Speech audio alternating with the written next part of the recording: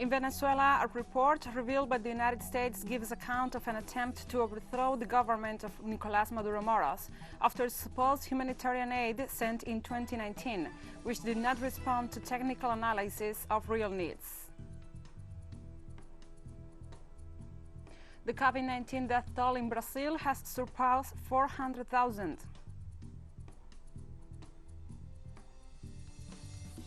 And China has launched the first model of a new permanent space station as part of its ambitious space program.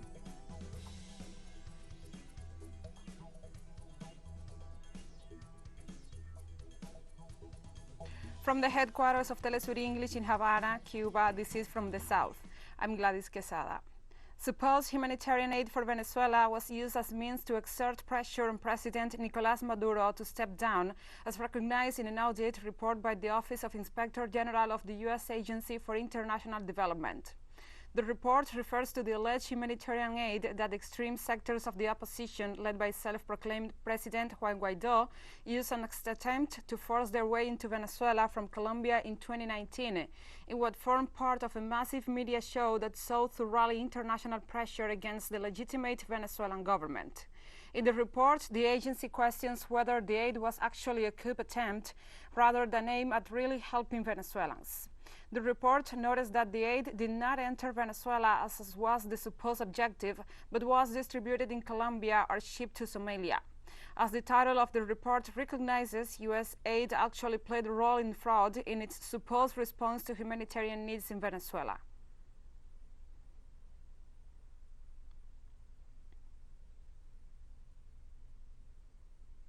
The Venezuelan President Nicolás Maduro Moros ratified the commitment to the Homeland Plan drawn up through the year 2025, which contemplates reaching a total of 5 million homes delivered to the population. In the 2025 Homeland Plan, we extended the commander's work when he founded the Great Housing Mission. Venezuela set a goal that was the need for 3 million homes by then. We achieved the goal set by Commander Chavez. We meet his goal of 3 million. We have set a new goal of 5 million by the year 2024. The Homeland Plan through 2025. Here is the plan of the Homeland, and we will fulfill it. And the Venezuelan president also recalled the role of Commander Hugo Chavez in the creation of this state housing policy. Commander Hugo Chavez was the creator of the Venezuela Great Housing Mission. For several years, he dreamed of a future public policy with a mission to build the housing the people needed, to make the mandate of the Constitution a reality. On Colombia, where the national strike action continues to protest against the tax reform bill presented by the government of President Iván Duque, despite the announcement of curfews, security measures, and police repression. The mobilization is organized by the country's biggest trade unions and the National Strike Committee, and has been joined by many middle-class Colombians and members of indigenous communities. In addition to protesting the tax reform, Colombians have mobilized to demand an end to the systematic assassinations of social, community, and trade union leaders, forced displacement, and the escalating violence of illegal armed groups. They also denounce rising unemployment and the humanitarian crisis in the midst of the pandemic. On Wednesday, the notorious anti-riot squadron mobilized to repress demonstrators in the capital, Bogotá, as well as other cities, with at least 2 people killed and a dozen injured.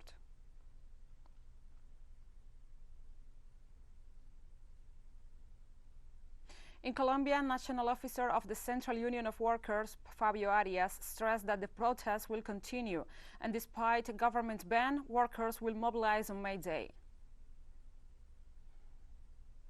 We will continue to express our discontent and disagreement. On May the 1st, where there is not a quarantine, we are recommending the union leaders and workers that we go out to commemorate the date. Where there is confinement, as in the case of Bogotá, we are going to go all day from social networks, including with cultural events, and we are calling to start a new national day of protests with a strike on May 19th, demanding the withdrawal of the tax reform bill, demanding that the 010 bill on health not be passed, and obviously that life, peace, and democracy be respected in Colombia. The union official also stated that in the framework of the national strike that took place on Wednesday, protests were held in 500 municipalities across the country. There was some degree of direct presential expression of discontent by the people, either a rally or a march. That is a very broad coverage in Colombia. Secondly, in 50 cities abroad, there were protests, Colombian embassies or consulates, which shows that also abroad there was a very important repercussion. We are talking about, we think, at least 5 million people who were participating very actively in all the activities, including the pot and pan banging protests already in the evening hours. So we report a very important victory. The country is asking the government to withdraw the reform, but we have a government that does not dialogue nor negotiate. Or more than that, it does not listen. A case has been filed before the International Criminal Court accusing Chilean President Sebastián Piñera of crimes against humanity, stemming from the widespread and systematic attacks on the civilian population following the social unrest in October 2019. Former Spanish judge Baltasar Garzón, the Chilean Human Rights Commission, the American Association of Jurists, and the Research and Development Center for Democracy requested the ICC to investigate, indict, and begin a trial against the Chilean president on Thursday. National and international human rights organizations have recorded eye injuries caused by the impact of rubber bullets, torture, deaths, sexual abuse, and a series of other abuses and serious violations, all of which have been compiled into a dossier of evidence against the president. It is argued that political authorities knew that was happening and did nothing to stop the violent repression by police against the civilian population. Also in Chile, the electoral campaign kicked off for the municipal, regional, and constitutional convention elections to be held on May 15th and 16th, which were postponed due to the COVID-19 pandemic. Campaign activities resumed all over the country following their suspension as coronavirus cases surge. As established by the Electoral Service, the candidates for councillors, mayors, governors, and members of the Constitutional Convention that will draft a new constitution can issue campaign propaganda in the reading press, radio, public spaces, and social networks, as well as through the campaign activities of activists of party members. 14 million Chileans are called to vote.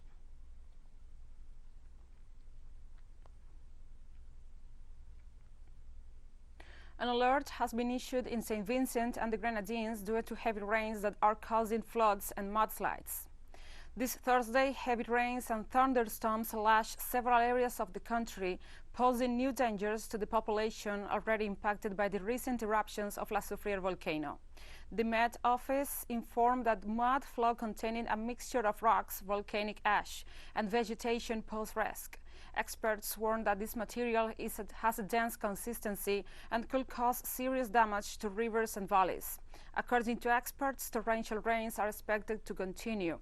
In this context, the United Nations General Assembly approved on Wednesday a resolution expressing its solidarity and support to St. Vincent and called for financial aid to support its recovery.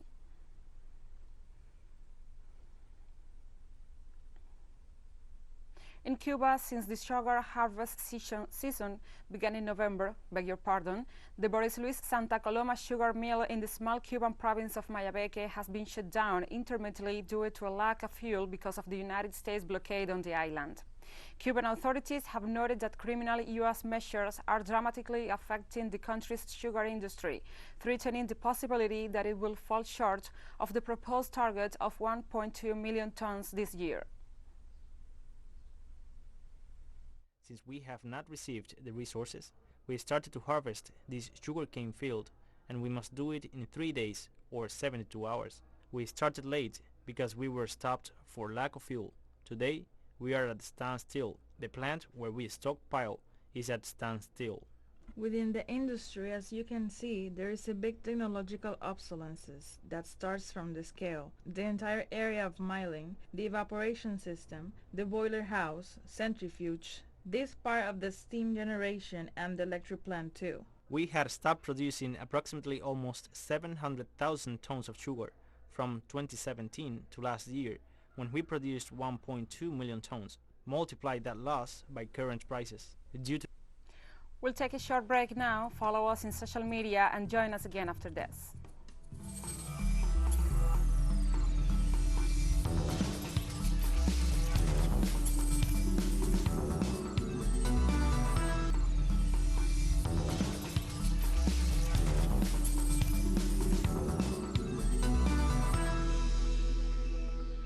Welcome back to From the South. Residents of the Brazilian city of Rio de Janeiro reacted to news that the COVID-19 death toll in the country has surpassed 400,000. The grim milestone comes as Brazil struggles to secure enough vaccines, and the Senate investigates whether President Jair Bolsonaro's government was criminally negligent in its handling of the health crisis. Because everything is expensive. I am unemployed, living with my grandmother. The pandemic has disrupted everything. Studies too. Schools have stopped. Thank God I finished my studies. Now, getting back to normal business is improving, but things of closing, opening, causes more damage than doing things directly.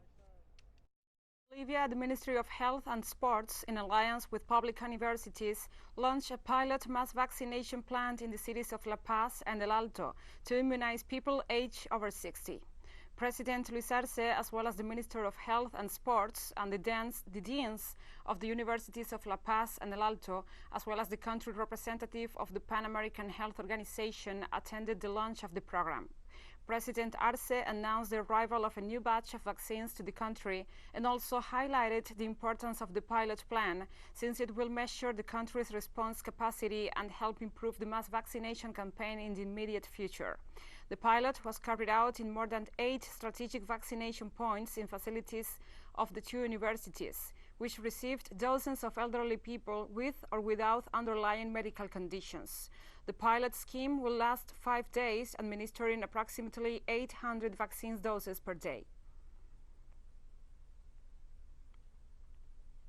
India's daily COVID-19 death toll surpassed 3,600 on Thursday, marking a new grim record for the Asian nation. As of late April, India has reported for over 2,000 fatalities per day.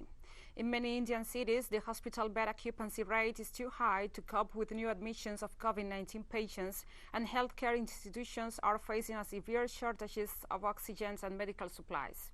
The Indian government announced it will open vaccination facilities to all adults from Saturday in an effort to curb infections. Authorities had previously limited shots to those aged over 45 and certain other groups. However, several states have warned that they do not have sufficient vaccine stocks, and the expanded rollout is threatened by administrative issues, confusion over prices, and technical glitches on the government's digital vaccine platform.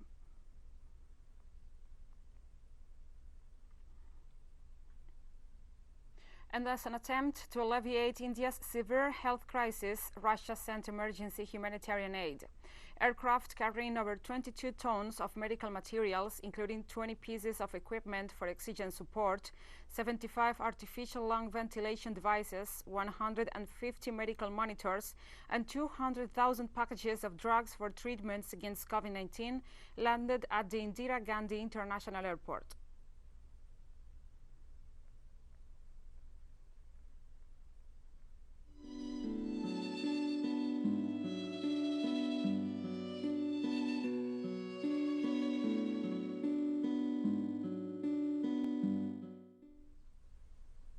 And this Friday, the act of beatification of the Doctor of the Poor, José Gregorio Hernández, will take place in Venezuela in an austere event with a small attendance due to the COVID-19 pandemic.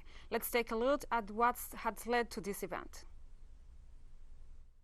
Was born in Isnotu, in the Venezuelan state of Trujillo, on October 26, 1864. He was a doctor, scientist, professor, and philanthropist of Catholic religious vocation and a secular Franciscan. He died on June 29, 1919, in the La Pastora parish of Caracas as a result of a car accident. In the year 1949, the Catholic Church in Venezuela began the process of beatification and canonization. In 1972, the Holy See recognized that Dr. José Gregorio lived a virtuous and exemplary life, granting him the title Servant of God, that the Church awards as part of the path to sainthood.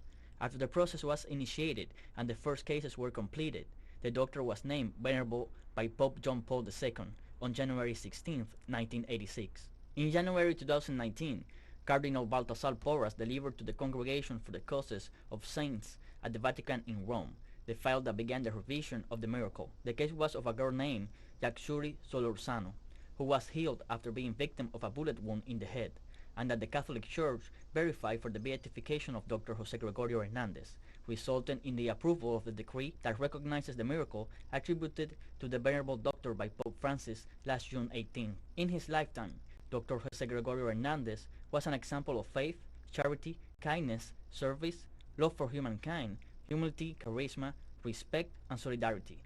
He is veneered in the idiosyncrasy of Venezuela as a messenger of life, peace, and faith in the face of illness.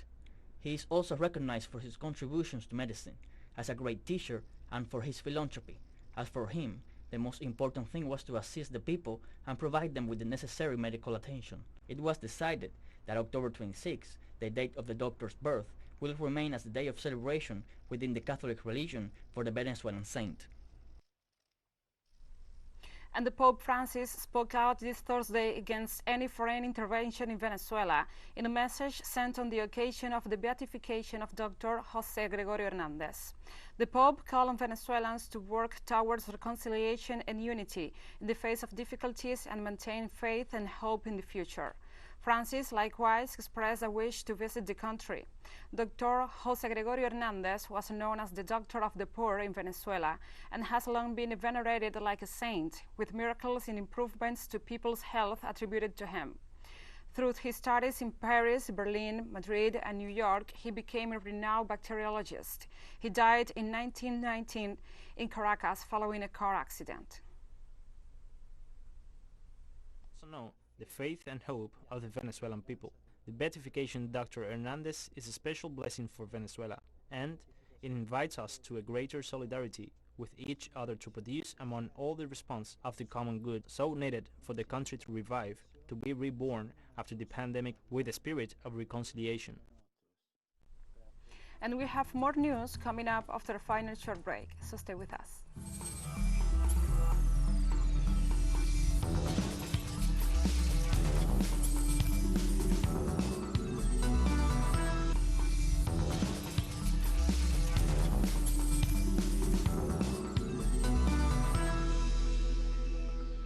Welcome back to From the South.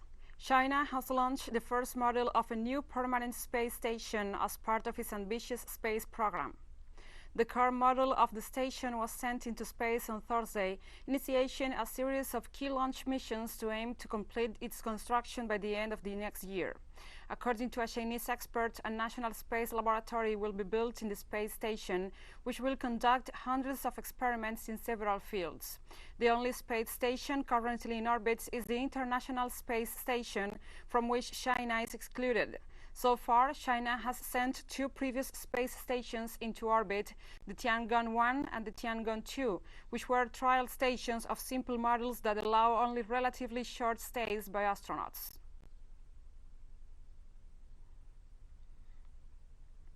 Experiments that will be carried out in the core module. They are mainly categorized into two kinds, namely containerless experiments on material science and high-quality microgravity scientific experiments. Both of these experiments require intensive participation of the astronauts. For instance, after the completion of the experiment on one batch of samples in a rack for containerless material scientific experiment, the astronauts should put new samples into the rack. Carrying out the task of the core module means we will take a fundamental and critical step in space science application of the space station. We will actually verify the general key technologies for the space station. We will conduct experiments on space material science and research into microgravity fundamental physics, and master the key technologies of large space experiment facilities. We will also build a space ground integrated system which will bring long-term results. At a press briefing in Beijing on Thursday, Foreign Ministry spokesperson Wang Wenbin condemned the coercive policies of the United States as regards several nations of the world. Country in the world fits the label of coercive diplomacy more than the United States. nor could any other country take away this patent from it. The United States has interpreted to the world what is coercive diplomacy with its practical actions, that is, achieving its strategic goals through the threat of force, political isolation, economic sanctions, technological blockade, and other ways. The U.S. has deliberately sought all means to press China, unlawfully arrested Chinese citizens, suppressed Chinese companies for no reason, wantonly interfere in affairs related to Hong Kong and Xinjiang and other internal affairs of China, and intimidated and induced other countries to form an anti-China clique. China is a victim of coercive diplomacy rather than an inflictor. We firmly oppose anyone who is engaged in coercive diplomacy. The Libyan Coast Guard on Thursday intercepted 99 Europe-bound asylum seekers in the Mediterranean, about 70 miles west of the capital Tripoli. The asylum seekers from multiple African countries will be transported to a naval base in the capital before being handed over to the Illegal Migration Agency, which handles deportations. The operation comes less than a week after more than 100 people are believed to have drowned in a boat wreck of Libya, according to independent rescue groups and the UN Migration Agency. In recent years, the European Union has partnered with the Coast Guard and other Libyan forces to stop the flow of people trying to reach its shores, rather than addressing the humanitarian crisis that forced them to make the perilous journey. Libyan authorities have also been criticized for the abuses in their handling of asylum seekers.